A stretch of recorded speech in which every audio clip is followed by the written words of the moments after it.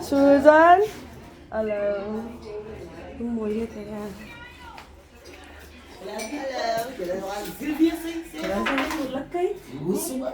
Die kan weer baie minder as wat sy geweeg het. Sy weer nou 7.5. En sy dan Sy het dan laas week 8.6 geweeg. nou, sê hulle wat is dit? Sy groei. Kry hulle genoeg kos vir hulle? Nee, God, die kind, jy kan ons nou gesê, jy kan ons gesê, doen vir jy. En hulle kan ons sien, sy is gezond. En wat is haar lengte?